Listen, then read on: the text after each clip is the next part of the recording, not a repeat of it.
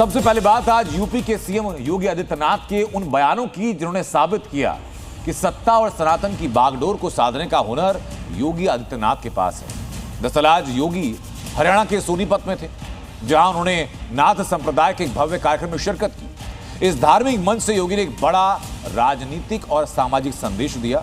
CM योगी ने धर्मांतरण, love जिहाद, डेमोग्राफी को लेकर जो कहा, उसने देश और सनातन के दुश्मनों को कांपने पर मजबूर कर दिया।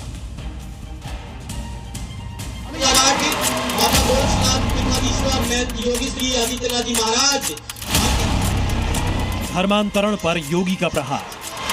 धर्मांतरण के वैध और राष्ट्र विरोधी गतिविधि को कंट्रोल करेंगे। लव जिहाद पर बाबा की स्ट्राइक।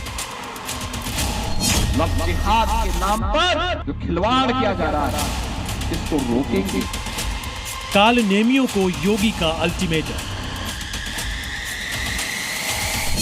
क्योंकि ऐसे तमाम कालनेमी होंगे जो धर्म की आड़ में सनातन धर्म को कमजोर करने की साजिश रच रहे हैं। नशे के सौदागरों को बाबा की वार्निंग। मैंने कहा नशा नाश का कारण है, पूरी पीढ़ी को खोखला बना देता है।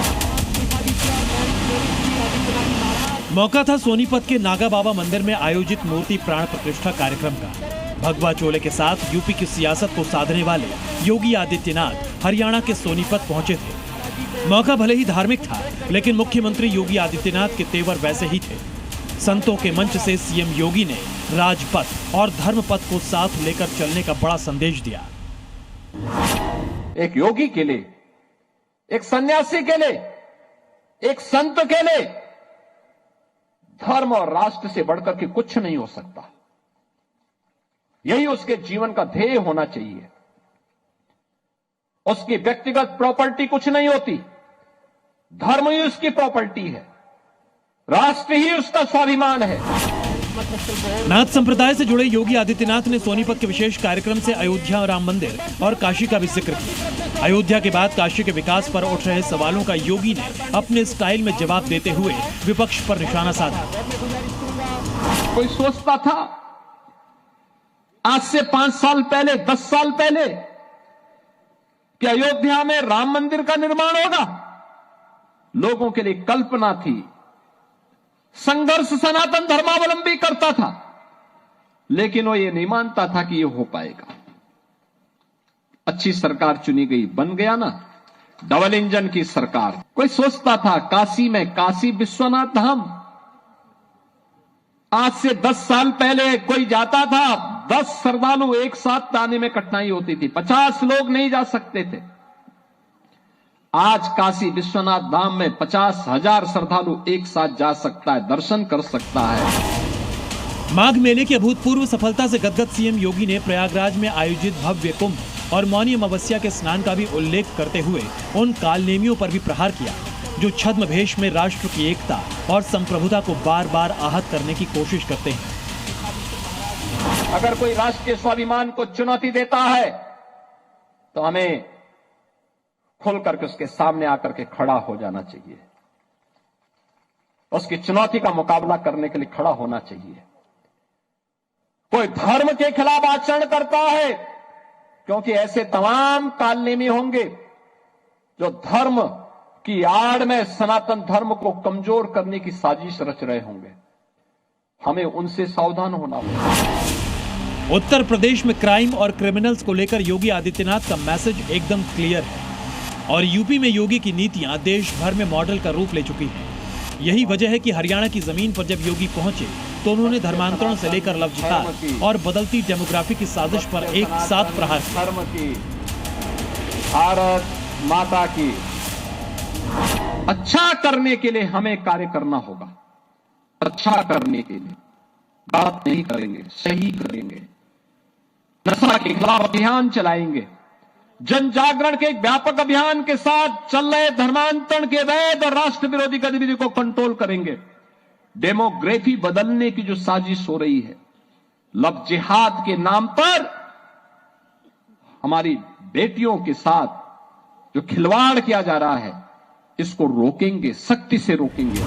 राम जन्म। इतना ही नहीं, नशे के खिलाफ भी सीएम योगी ने सोनीपत से हुंकार भरी और साफ साफ कह दिया कि सीमा पार से आने वाला नशा हमारे युवाओं को बर्बाद कर रहा है। ऐसे में इस साजिश में जो भी शामिल है उनका इलाज करना होगा। जो मैंने कहा, नशा नाश का कारण है, पूरी पीढ़ी को खोखला बना देता है, उसकी सोचने समझने की सामर्थ्य को नष्ट कर डालता है, उसे तमाम प्रकार के पाप कर्मों के लिए प्रेरित करता है। हमें इससे बचने की आवश्यकता है, उसके खिलाफ एक अभियान को चलाने की आवश्यकता है।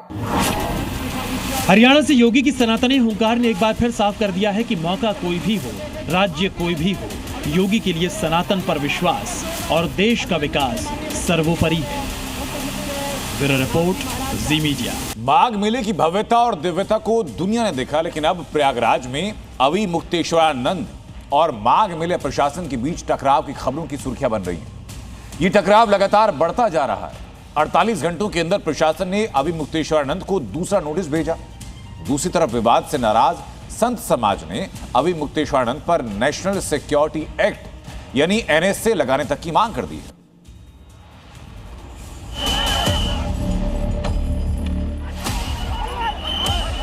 पहले बवाल, अब विवाद। ये दो तस्वीरें बता रही हैं कि शंकराचार्य के मुद्दे पर युद्ध अभी थमा नहीं है। प्रयागराज प्रशासन और अवि मुक्तेश्वरानंद के बीच टकराव अभी जारी है। 48 घंटे के अंदर प्रशासन ने अवि मुक्तेश्वरानंद को दूसरा नोटिस भेजा। इसमें मौनी अमावस्या के दिन बैरियर तोड़ने और जबरन भीड़ में बग्घी घुसाने को लेकर सवाल किए गए। प्रशासन ने अवि मुक्तेश्वरानंद से पूछा कि क्यों ना आपको हमेशा के लिए माघ मेले से बैन कर दिया जाए, और अगर 24 घंटे के अंदर संतोषजनक जवाब नहीं मिला तो संस्था को दी गई जमीन और सुविधाएं भी वापस ले ली जाएंगी। योगी प्रशासन की तरफ से मिले नोटिस का जवाब देने में अवि मुक्तेश्वरानंद ने 24 घंटे का भी वक्त नहीं लिया। शंकराचार्य ने जवाब देते हुए कहा, जिसे बग्घी कहा जा रहा है, दरअसल वो पालकी है। वो परंपरागत तरीके से पालकी से ही स्नान करने गए थे। पालकी में व्यासपीठ होता है और स्टील के पहिए लगे होते हैं। अवि मुक्तेश्वरानंद ने प्रशासन पर नोटिस खेलने का भी आरोप लगा दिया। हाँ ठीक है, जब युद्ध होता है तो बाणों की बौछार होती है, तो समझ लो कि बाणों की बौछार हो रही है उधर से, एक के बाद एक हम लोग भी जवाब दे रहे हैं। लेकिन इन तमाम सवाल जवाब के बीच भी शंकराचार्य का मामला तूल पकड़ता जा रहा है। अवि मुक्तेश्वरानंद से संत समाज नाराज है। मामला इस कदर गर्म है कि अब अवि मुक्तेश्वरानंद पर NSA लगाने तक की मांग होने लगी है। वो बटुक के वेश में गुंडे जो हैं पुलिस के कॉलर पर हाथ डाल रहे हैं, तो पुलिस के गिरेबान पे हाथ डालने पर क्या पुलिस चूड़ियां पहन के बैठेगी? प्रशासन कार्यवाही नहीं करेगा? आपने पुल नंबर 2 का सिक्योरिटी लॉक क्यों तोड़ा, बैरिकेड क्यों तोड़ा? आपके ऊपर तो NSA लगना चाहिए। अवि मुक्तेश्वरानंद शंकराचार्य हैं या नहीं, इस पर विवाद छिड़ा हुआ है। 48 घंटे में 2 नोटिस बताते हैं कि मामला अभी थमने वाला नहीं है और ये जंग दूर तलक जाएगी। ब्यूरो रिपोर्ट, जी मीडिया। और बात लखनऊ के KGMU की। KGMU जहां अवैध मजार की भरमार है। 8 महीने पहले योगी फोर्स ने चादर गैंग के अवैध अतिक्रमण पर एक्शन लिया था। एक बड़ा कैंपेन चलाया था, अभियान चलाया था।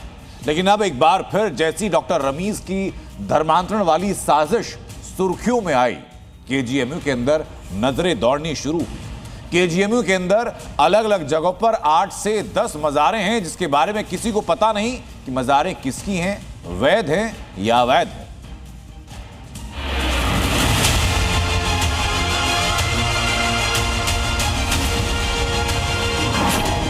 लखनऊ के अस्पताल में अवैध मज़ार का जाल। KGMU में लव जिहाद, धर्मांतरण का मज़ार कनेक्शन। इलाज ही होना चाहिए, मेडिकल कॉलेज में मेडिकल कॉलेज ही होना चाहिए। इन चीज़ों से कोई विशेष संबंध नहीं है इलाज का। डॉक्टर को भगवान का दूसरा रूप मानते हैं और कहीं ना कहीं आदमी बहुत विश्वास, पूरे प्रदेश से लोग आते हैं यहाँ।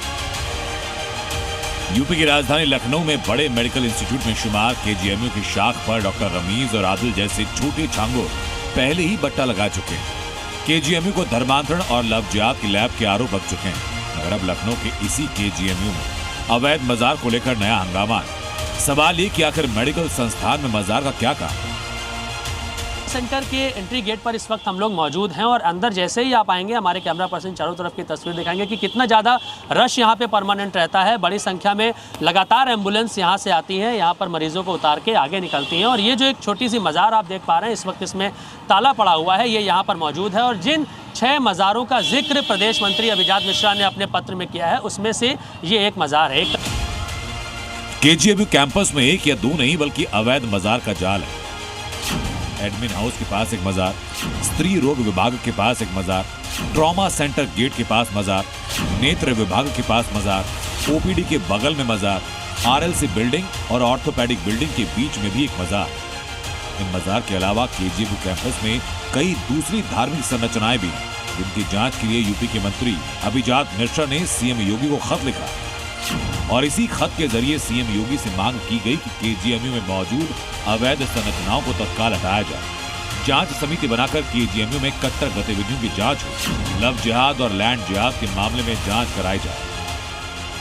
हालांकि अप्रैल 2025 में बुलडोजर कार्रवाई के जरिए केजीएमयू के लगभग 25,000 वर्ग फीट जमीन को अतिक्रमण मुक्त कराया गया, लेकिन बावजूद इसके कई मजार और मस्जिदें अभी भी कैंपस में मौजूद हैं, जो न केवल सुरक्षा के लिए खतरा है बल्कि एक चिकित्सा संस्थान के सेक्युलर चरित्र पर सवाल खड़े करती हैं।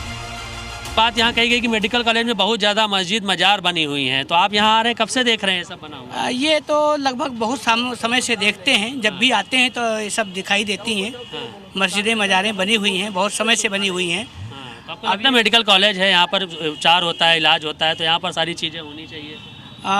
अभी इस विषय में तो हम नहीं कुछ कह सकते, लेकिन हाँ ये है कि इलाज ही होना चाहिए, मेडिकल कॉलेज में मेडिकल कॉलेज ही होना चाहिए। ये सवाल इसलिए भी बढ़ा क्योंकि इसी केजीएमयू में काम करने वाले डॉक्टर रमीज पर हिंदू लड़की का यौन शोषण करके धर्मांतरण के लिए मजबूर करने का आरोप है और कहा जा रहा है कि डॉक्टर रमीज का इस मजार पर काफी आना जाना था। सवाल कि क्या इन मजार के पास कन्वर्जन गैंग की मीटिंग होती थी, क्या इन मजारों से धर्मांतरण का कोई सीधा संबंध है और आखिर इतनी तादाद में केजीएमयू में मजार कहां से आए? और सबसे बड़ा सवाल ये कि क्या इन्हीं मजारों की आड़ में धर्मांतरण का अवैध कारोबार चल रहा था? क्या केजीएमयू की मजारें धार्मिक उन्माद फैलाने का एपिसेंटर बन चुकी हैं? इन सारे सवालों का जवाब लखनऊ प्रशासन को ढूंढना होगा, क्योंकि डॉक्टर रमीज के मामले में जैसे जैसे जांच बढ़ रही है कई गंभीर खुलासे हो रहे हैं। धर्मांतरण और यौन शोषण के आरोप में जेल में बंद रमीज के लैपटॉप की जांच में कई अश्लील तस्वीरों और वीडियो मिले। जांच में संकेत मिले कि वीडियो युवतियों को दोस्ती के झांसे में लेकर बनाई गई। पता लगाया जा रहा है इस्तेमाल क्या ब्लैकमेलिंग के लिए किया गया। इसके साथ ही रमीज के मददगारों और पैसों के लेन देन की पड़ताल जारी है।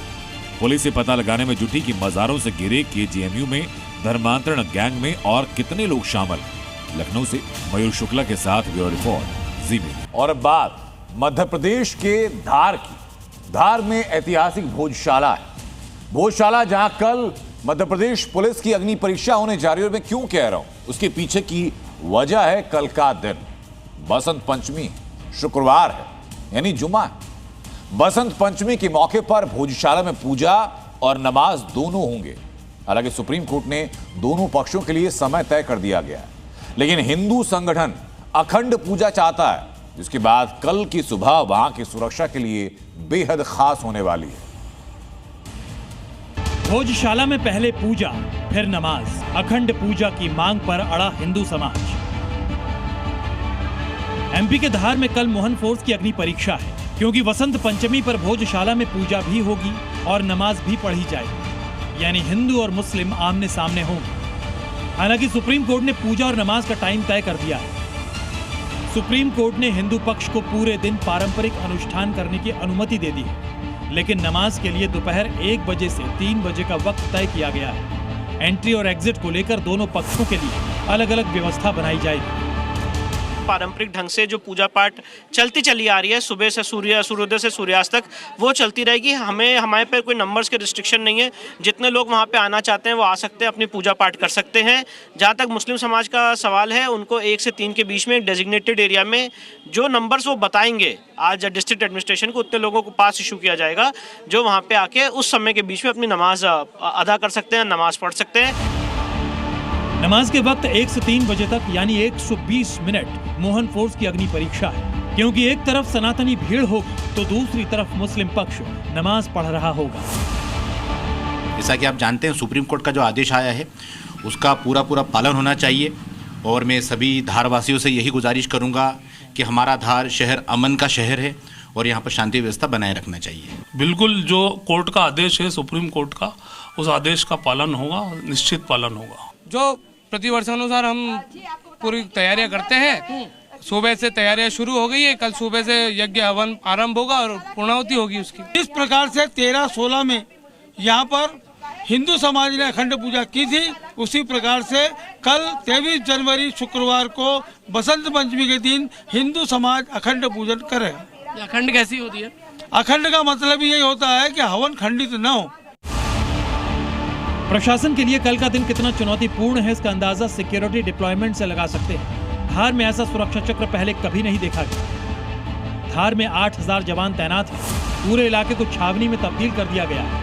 AI ड्रोन से नजर रखी जा रही है। शहर के हर कोने की 3D मैपिंग की गई है ताकि पुलिस कंट्रोल रूम से छतों, संकरी गलियों और भीड़ भाड़ वाले इलाकों की लाइव निगरानी की जा सके। ये पुलिसकर्मी मार्च करते नजर आ रहे हैं और पूरी सुरक्षा की बागडोर अपने हाथ में पुलिस धार की लेती नजर आ रही है, क्योंकि कल बसंत पंचमी और जुमा एक साथ पड़ रहा है। भोजशाला में कल हिंदू बड़ी तादाद में अखंड पूजन के लिए पहुंचने वाले ऐलान के साथ। तो ऐसे में भाईचारा बर्बाद ना हो जाए, सांप्रदायिक जो ताना बाना है वो खराब ना हो जाए, लिहाजा प्रशासनिक और पुलिस की जो कानून व्यवस्था और सुरक्षा व्यवस्था है वो चाक चौबंद नजर आ रही है। पहली बार ऐसा है कि धार में LMG से लैस पुलिस फोर्स तैनात है। भोजशाला में विवाद की जड़ पुरानी है। हिंदू पक्ष से वाग देवी का मंदिर मानता है, जबकि मुस्लिम पक्ष से कमाल मौला की मस्जिद बताता है। हिंदू फ्रंट फॉर जस्टिस ने इस बार अखंड पूजा की मांग की थी और नमाज पर रोक लगाने की याचिका डाली थी, लेकिन सुप्रीम कोर्ट ने पुराने फॉर्मूले को बरकरार रखा है। धार से प्रमोद शर्मा के साथ ब्यूरो रिपोर्ट, जी मीडिया। बात उत्तर प्रदेश की, जहां योगी फोर्स भी ठीक वैसे ही एक्शन में है। 24 घंटों के दौरान यूपी के 4 जिले हैं जहां योगी फोर्स अपराधियों और धर्मांतरण गैंग पर मानो काल बनकर टूट रही है। इसी के बाद पुलिस की गोली से घायल अपराधी लंगड़ाते हुए सलाखों के पीछे पहुंचाए जा रहे हैं। अपराधियों के खिलाफ जीरो टॉलरेंस की पॉलिसी के तहत योगी फोर्स का यूपी में अंधाधुंध एनकाउंटर जारी है। पिछले 24 घंटे में 4 एनकाउंटर्स को अंजाम दिया गया। मिर्जापुर, बुलंदशहर, सहारनपुर और कानपुर। मिर्जापुर में धर्मांतरण गैंग पर जबरदस्त एक्शन हुआ। मुठभेड़ में फरीद के पैर में गोली लगी। ये एनकाउंटर खड़ंजा फाल इलाके में हुआ। कल धर्मांतरण गैंग के 2 लोगों की गिरफ्तारी हुई थी। इस गैंग के गुर्गों पर यौन शोषण और ब्लैकमेलिंग का आरोप है। धर्मांतरण को लेकर 2 हिंदू लड़कियों ने शिकायत की थी। ट्रेनर पर प्रेम जाल में फंसाने का आरोप है। अश्लील वीडियो बनाकर ब्लैकमेल करने की कोशिश की गई। लड़कियों से दबाव बनाकर भी पैसे ऐंठे गए। इस केस में पुलिस ने 4 जिम को सीज किया है। फरीद से पहले पुलिस ने मोहम्मद शेख और फैसल को गिरफ्तार किया था। प्रकरण की गंभीरता एवं संवेदनशीलता को देखते हुए तत्काल अभियोग पंजीकृत करते हुए क्षेत्राधिकारी सदर के नेतृत्व में SOG थाना कोतवाली कटरा, नगर, देहात सहित 4 टीमों का गठन कर पूरे घटना का अनावरण करने हेतु निर्देशित किया गया। यूपी के बुलंदशहर में भी एनकाउंटर हुआ। पुलिस की मुठभेड़ में 3 बदमाश घायल हो गए। ये तीनों गैंगस्टर एक्ट में वांटेड थे। गोली लगने से 2 इनामी बदमाश घायल हो गए। बदमाशों पर टप्पेबाजी, चुनैती लूट, डकैती जैसे कई गंभीर अपराध दर्ज हैं। सहारनपुर में गौतस्कर कलवे हसन का एनकाउंटर हो गया। इसके पैर में गोली लगी। कलवे हसन के पास से तमंचा कारतूस बरामद हुआ है। इस बदमाश के खिलाफ कई मुकदमे दर्ज हैं। सीएम योगी साफ कहते हैं ऐसे लोगों से सतर्क रहने की जरूरत है। ये भी कहते हैं कि ऐसे लोगों की जानकारी प्रशासन को दें, बाकी काम पुलिस प्रशासन कर लेगा। गौ तस्करी और गौ कसी करने वाले तत्वों के खिलाफ सतर्क रहना होगा। अगर कोई कहीं भूल से भी इस प्रकार की गतिविधियों में लिप्त है, उसकी सूचना ससमय आप पुलिस को और प्रशासन को उपलब्ध करवाइए। बाकी का इंतजाम हम स्वयं कर लेंगे। उनका क्या उपचार होना है, उपचार की व्यवस्था हम स्वयं कर लेंगे। ब्यूरो रिपोर्ट, जी मीडिया। उत्तर प्रदेश में जहां एक तरफ अपराधियों पर बुलेट एक्शन है तो दूसरी तरफ कब्जा गैंग पर बुलडोजर एक्शन भी है। एक एक अवैध निर्माण को बुलडोजर से ध्वस्त किया जा रहा है। बाराबंकी और आगरा से कानपुर तक बुलडोजर से माफिया में खलबली है, क्योंकि सीएम योगी का मैसेज एकदम साफ, सरकारी जमीन पर 1 इंच कब्जा नहीं ठहर पाएगा। पठान का कब्जा ध्वस्त, अवैध प्लॉटिंग पर एक्शन, भू माफिया पर गर्जा महाबली।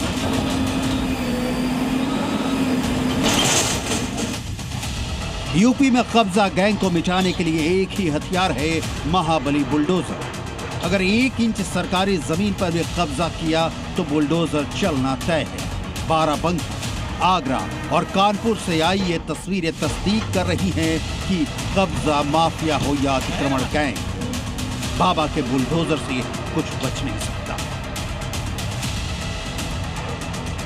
ये तस्वीर देखिए, बाराबंकी के real estate company HMCT green के कब्जे को बुलडोजर ने कुछ ही समय में ध्वस्त कर दिया। बुलडोजर ने पहले मेन गेट पर धावा बोला और एक एक ईंट उखाड़कर अवैध गेट को मिट्टी में मिला दिया। इसके बाद बुलडोजर अगले मिशन के लिए चल पड़ा और सिटी ग्रीन के दूसरे हिस्से पर अवैध निर्माण को जमींदोज कर दिया।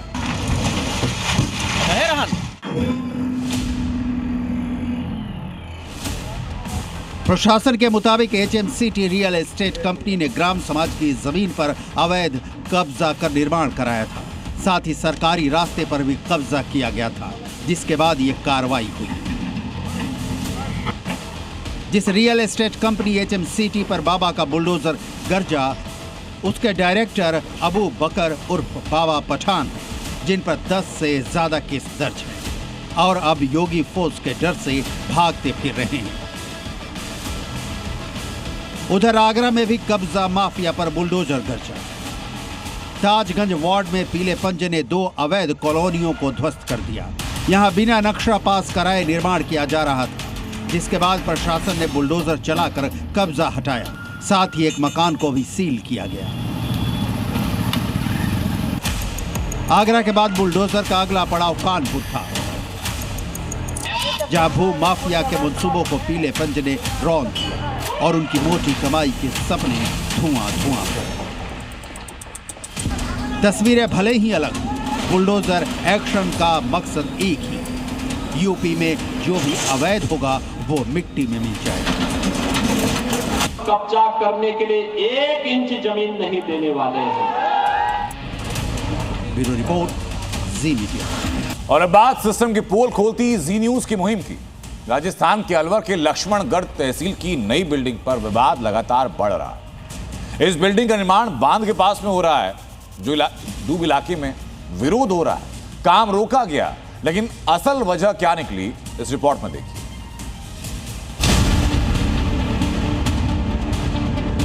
तहसील जब उद्घाटन हुआ, जब इसे जनता ने खिलाफत की थी इसकी।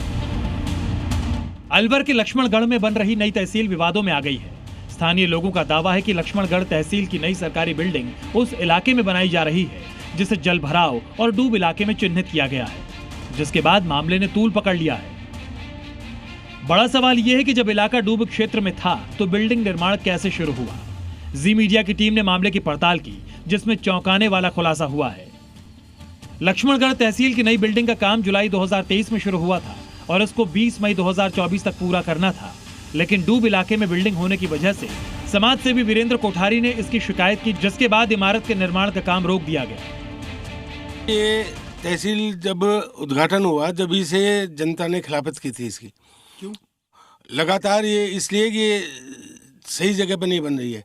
हमारी जो पुरानी तहसील है वो इससे ज़्यादा बड़ी जगह पे है और उसको डिसमेंटल करके ये वहाँ पे बना सकते थे इसको, लेकिन उसको ना बना के इन्होंने यहाँ बनाया और ये बिल्कुल डूब क्षेत्र में है।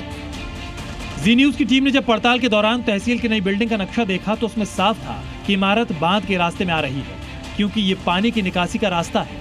अगर पानी आया तो आसपास का पूरा इलाका डूब सकता है।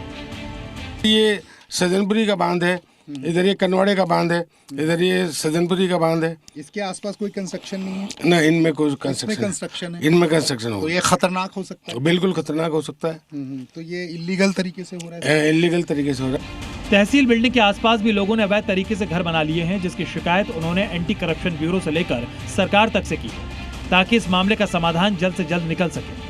शिकायती पत्र भेजे जाने के बाद मुख्य सचिव ने अलवर के डीएम से सरकारी जमीन पर अतिक्रमण की रिपोर्ट मांगी थी। वहीं जब इस मामले में हमने एडीएम से बात की तो उन्होंने कहा कि लक्ष्मणगढ़ बांध और कैचमेंट एरिया में निर्माण की जांच की जा रही है, साथ ही फिर नए तरीके से पैमाइश की जा रही है। परिवादियों की मूल शिकायत ये है कि जो लक्ष्मणगढ़ का बांध है और उसका जो कैचमेंट एरिया है उसमें कुछ निर्माण कार्य किए गए, जिसके संदर्भ में हमने पूरे बांध की पैमाइश के लिए टीम बनाई है। पूर्व में जांच की गई थी, सही निशानात नहीं लग पाए, इसीलिए भू प्रबंध अधिकारी से संपर्क करके हमने अभी हाल ही में 5 जनवरी को डीजीपीएस और ईटीएस मशीन से नवीन आधुनिक उपकरणों से पैमाइश कराई है। फिलहाल मामले की तूल पकड़ने पर प्रशासन ने बांध क्षेत्र में बने अवैध निर्माण के जांच के आदेश दे दिए हैं। पब्लिक की जो गाड़ी कमाई है उसका नुकसान ना हो, पब्लिक की गाड़ी कमाई का जो है वो दुरुपयोग ना हो और अनदेखी ना की जाए, क्योंकि टैक्स पेयर अपने गाड़ी कमाई से, खून पसीने की कमाई से आप जो है वो देश का निर्माण करता है और देश के निर्माण में अपने योगदान देता है। तो उसी के योगदान से ये पैसा आता है और उस पैसे को अगर उसका दुरुपयोग होगा तो उसकी निंदा तो होगी, लेकिन उसके खिलाफ कड़ी कार्रवाई भी होनी चाहिए जो इसमें संलिप्त हो। वीडियो जर्नलिस्ट नवीन के साथ अमित भारद्वाज, जी मीडिया नेटवर्क, राजस्थान, अलवर, लक्ष्मणगढ़ तहसील। एक शेर का हिस्सा आपने सुना होगा, हमें तो अपनों ने लूटा, गैरों में कहां दम था। और मैं आज इसलिए दोहरा रहा हूं क्योंकि हिंदुस्तान जिस आतंकी खतरे से हमेशा अलर्ट रहता है उसमें पाकिस्तान और उसके आतंकी तो गुनहगार हैं, लेकिन देश के अंदर मौजूद गद्दार भी जिम्मेदार हैं जो आतंकी बनकर अपने मुल्क को जख्म देते हैं। अब एक ऐसे ही आतंकी का खुलासा हुआ, उत्तर प्रदेश के मेरठ का रहने वाला है, जो देश के अंदर एक बड़े आतंकी हमले की साजिश में शामिल था। नाम उजैद कुरैशी। मासूम से दिखने वाले इस चेहरे पर मत जाइए, क्योंकि जब आप इसके गुनाहों की फहरिस्त देखेंगे तो आपके भी होश उड़ जाएंगे। उजैद का आतंकियों से कनेक्शन था। उजैद को सुसाइड बॉम्बर बनने की ट्रेनिंग मिली थी। उजैद कुरैशी फिदायीन हमले की साजिश रच रहा था। उजैद अलकायदा स्लीपर सेल का हिस्सा था।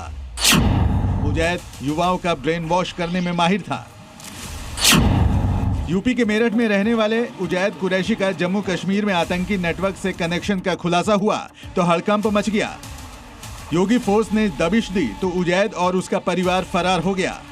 यहाँ देख सकते हैं उसके घर पर यहाँ पर ताला जड़ा हुआ है। आपको वो नोटिस भी दिखाना चाहूँगा जिसको लेकर उजैद कुरैशी यहाँ पर फरार हो गया है। और ये तस्वीरें कहीं ना कहीं इस बात की ओर इशारा करता है कि उजैद के ताल्लुकात अलकायदा से हैं और वो स्लीपर सेल की तरह वो काम कर रहा था। ये आप नोटिस देख सकते हैं उजैद कुरैशी पर, और इसमें बीएनएस की धारा 113 लगाई गई, यानी देश विरोधी गतिविधियों में शामिल होना। उजैद के टेरर नेटवर्क के साथ साठगांठ की पूरी डिटेल आपको बताएंगे, लेकिन उससे पहले इस खतरनाक इरादे वाले मासूम चेहरे की काली सच्चाई जान लीजिए। खबर मिली है कि मेरठ का उजैद कुरैशी देश में एक बड़ी आतंकी घटना को अंजाम देने की तैयारी कर रहा था। आशंका है कि 26 जनवरी से पहले उजैद सीने पर बम बांधकर देश को दहलाना चाहता था और यही वजह है कि जम्मू से ट्रेनिंग लेकर उजैद मेरठ में पहुंचा था और मौके का इंतजार कर रहा था। उजैद मेरठ पहुंचकर अपने पिता के साथ फल के बिजनेस में शामिल हो गया था ताकि उस पर किसी का शक न जाए, लेकिन अब खुलासे के बाद दुकान बंद है, परिवार फरार है और फल मंडी में भी सन्नाटा पसरा है। जम्मू कश्मीर पुलिस को तलाश है अलकायदा के स्लीपर सेल उजैद कुरैशी की, और इस वक्त उजैद के घर पे हूँ। उजैद मेरठ के बनियापाड़ा इलाके में रहता है और 18 तारीख को जम्मू कश्मीर पुलिस और यूपी एटीएस की टीम यहां पर पहुंची, उसके घर पर नोटिस चस्पा किया। उसके बाद उजैद कुरैशी यहां पर पहुंचा था, लेकिन जैसे ही पुलिस का वो नोटिस देखा उसके बाद वो फरार हो गया और उसके बाद से लगातार उसकी तलाश की जा रही है। देश में फिदायीन हमले को अंजाम देने की नापाक साजिश पाले बैठे उजैद का आतंकी नेटवर्क कनेक्शन का खुलासा भी अपने आप में हैरान करने वाला है। दरअसल कुछ दिन पहले जम्मू कश्मीर पुलिस ने आतंकी गतिविधियों के शक में एक युवक को गिरफ्तार किया था। युवक के मोबाइल से जम्मू कश्मीर पुलिस को व्हाट्सएप चैट ग्रुप हाथ लगा था चैट डिटेल में आतंकी हमले की योजना का खुलासा हुआ। जम्मू कश्मीर पुलिस की जांच आगे बढ़ी तो मेरठ के उजैद कुरैशी का नाम आया। उजैद भी व्हाट्सएप ग्रुप से जुड़ा हुआ था और उजैद ने ग्रुप में एक मैसेज किया था। उजैद के मैसेज से एजेंसियों को सुराग मिला और यूपी एटीएस एक्टिव हो गई। लेकिन तमाम आरोपों के बाद भी मेरठ के कुछ भाईजान उजैद उसके परिवार को पाक साफ बताने में जुटे हैं। हैरानी हुई कि उजैद के जो ताल्लुकात है आतंकी गतिविधियों से, अलकायदा से जुड़े हुए ताल्लुकात हैं, उसके मिले?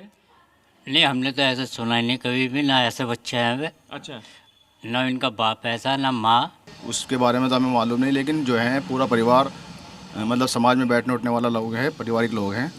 और इस चीज़ की अगर कोई इससे मतलब भूल हुई है, मान लो मोबाइल के तौर पे हो जाए आदमी से, तो उसके बारे में तो हमें पता था नहीं। मेरठ में अलकायदा के सुसाइड बॉम्बर के खुलासे के बाद योगी फोर्स पूरी तरह एक्टिव है।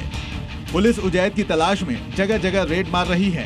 पुलिस ने घर पर नोटिस चिपका दिया है, लेकिन पुलिस के डर से आतंकी उजैद किस तरह फरार हुआ उसकी सीसीटीवी तस्वीरें भी दुनिया के सामने हैं। लेकिन सच्चाई ये भी है कि योगी राज में योगी फोर्स से आतंकी उजैद का बचना नामुमकिन है और बहुत जल्द उजैद कानून के शिकंजे में होगा और देश के खिलाफ साजिशों के और भी बड़े नेटवर्क एजेंसियों के शिकंजे में होंगे। मेरठ से राजू राज के साथ ब्यूरो रिपोर्ट, जी मीडिया। एक तरफ दिल्ली के पास यूपी में सुसाइड बॉम्बर की साजिश रचने वाला मौजूद रहा, दूसरी तरफ भारत पाकिस्तान सीमा पर रिपब्लिक डे से ठीक पहले पाकिस्तानी आर्मी चीफ की नई साजिश भी सामने आई। आसिम मुनीर ने बॉर्डर एरिया में जिस दस्ते को तैनात किया उसका पूरा खाका भारतीय खुफिया एजेंसी के हाथ लगा। भारतीय जवानों पर कितने बड़े हमले की तैयारी थी, इस रिपोर्ट में समझ लीजिए। जिस सरहद पर बम गोलों से धराशायी हो रही है पाकिस्तान की सेना,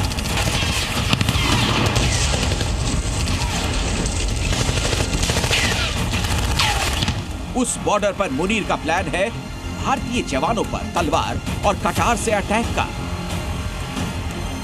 यानी सामने से सीधी जंग की हिम्मत तो बची नहीं, तो अब मुनीर का यह खास दस्ता हाथ लगाकर वार करेगा। इसके लिए मुनीर ने अपनी पूरी जोर लगा दी।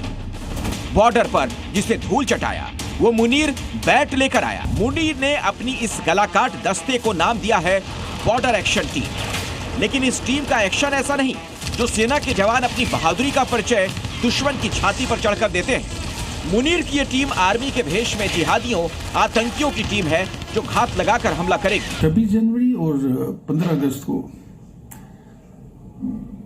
लोगों को ध्यान हटाने के लिए हमेशा वहाँ की जो आर्मी और ISI है उन्होंने ये कोशिश की है कि कोई ना कोई आतंकवादी घटनाओं को सरअंजाम दिया जाए। मुनीर ने अपनी बैट टीम यानी बॉर्डर एक्शन दस्ते की तैनाती जिस LOC के इर्द गिर्द की, वहां भारतीय जवानों का एक्शन और आतंक विरोधी ऑपरेशन देख थर्रा रही है पाकिस्तान की सेना।